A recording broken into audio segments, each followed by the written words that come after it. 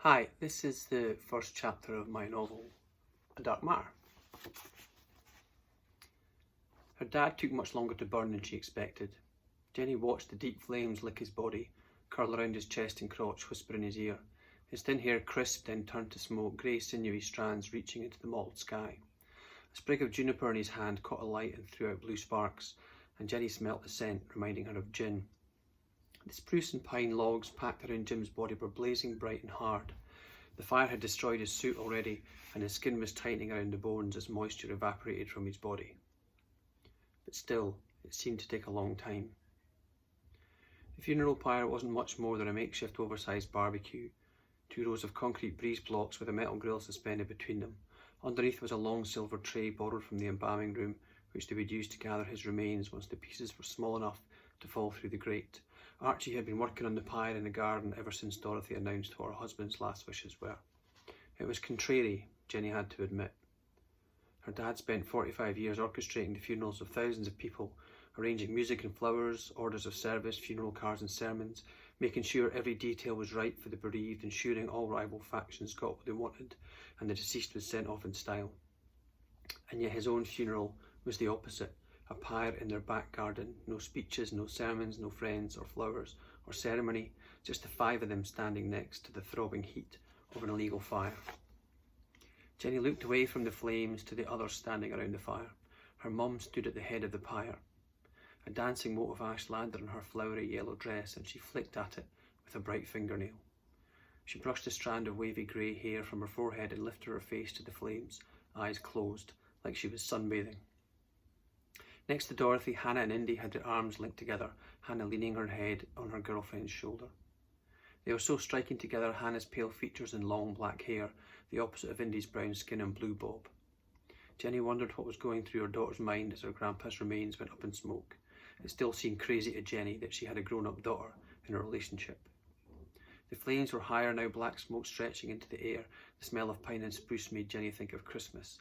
Dorothy had placed bunches of herbs on the corpse before they began, and now bay and sage came to Jenny's nose, mingling with the smell of burnt flesh to remind her of Sunday roast dinners. She looked at the far end of the pyre beyond Jim's melting feet and exchanged a look with Archie.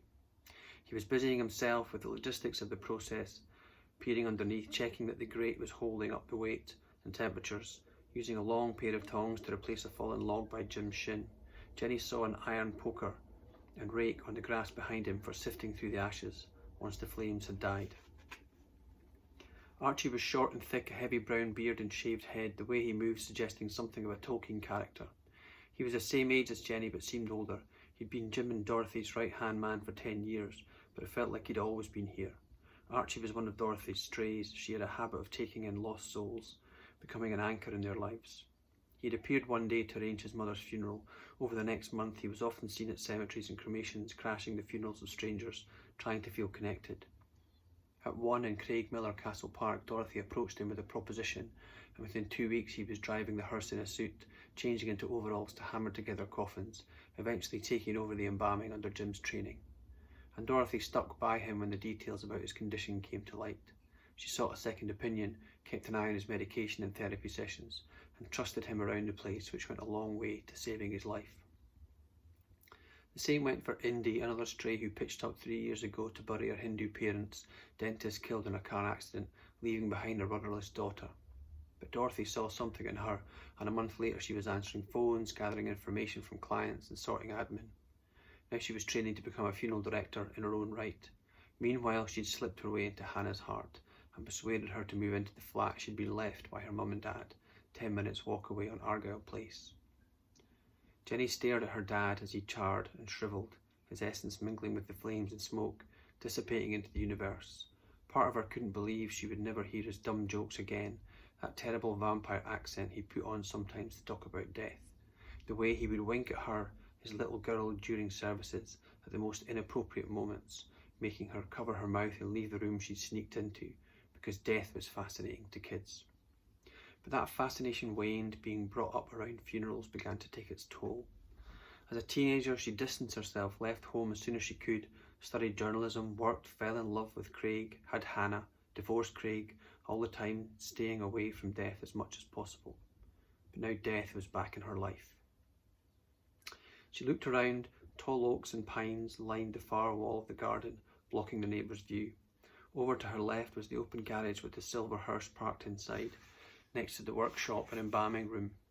Those rooms adjoined the main house behind her, the large 3-storey Victorian sprawl that had been the Skelf family home for 100 years. It had doubled as a funeral director's for all that time, and a private investigator's for the last decade, the businesses taking up the ground floor, the family living on the 2 floors above. There was a rustle in the bushes to Jenny's right, and Schrödinger padded out from the foliage. The most recent of Dorothy's strays, Schrödinger was a ginger tabby with the wiry body of a street cat and a supreme air of confidence. The name was Hannah's idea, and it stuck. As he got closer, Jenny saw something in his mouth, a bird, flashes of red, white and black on the face, yellow under the wing, a goldfinch. Schrödinger never usually came near Jenny. She was a stranger around here, but he walked past the others and placed the finch at her feet. The cat glanced at the fire enveloping Jim's body, sucking the energy from him, then wandered back into the bushes. Jenny looked down at the goldfinch, blood smeared across the puncture wounds on its chest and throat. Another dead body to dispose of. She scooped it up in her hand and threw it onto the pyre, watching as the feathers burst into flames. She wiped the bird's blood on her jeans and breathed deeply.